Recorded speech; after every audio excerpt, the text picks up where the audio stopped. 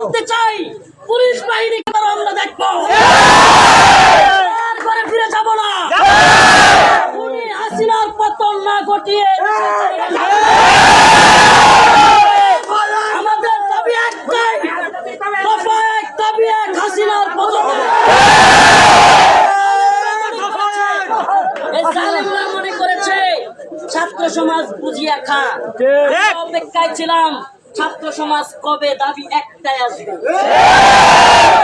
কোটার আন্দোলনে আমরা শরীক হওয়া কেমন দেখায়, এজন্য আমরা অপেক্ষায় ছিলাম ছাত্র সমাজ ডাক দেখ, এত দফার কিছু নাই।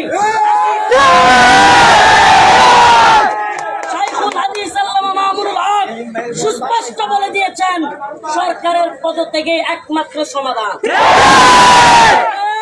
আমি ছাত্র জনকে বলতে চাই, প্রিয় ভাইয়েরা, তোমরা একা নও, আল্লাহ তোমাদের সাথে আছে, দেশবাসী তোমাদের পাশে আছে। আমাদের ভাই আবু সাঈদের হত্যার বিচার করব, বিচার চাইব না করব, বিচার চাইব না করব, ভাই মুক্তর বিচার করব ইনশাআল্লাহ সুম্মা ইনশাআল্লাহ। আলেমরাও তোমাদের সাথে আছে, আমাদের হবে। আমরা নামাজ পড়বো, নামাজ পড়বো, আল্লাহর হুকুম পালন করবো রাস্তায়। নামাজ কোথায় হবে? ছাত্রলীগ হুমকি ধমকি দেওয়ার সময় শেষ।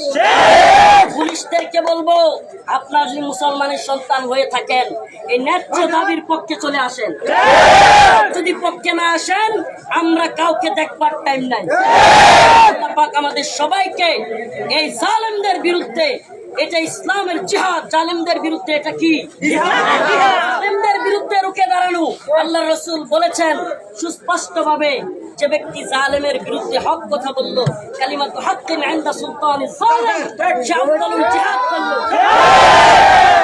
জালেমদের বিরুদ্ধে বাড়ি থেকে ইচ্ছা করে বের হয়েছিলাম, মুরব্বীদের ডাকে ঢাকা যাবো বাইতুল মুকাররম, যেতে পারতেছি না, জায়গায় জায়গায় বাধা।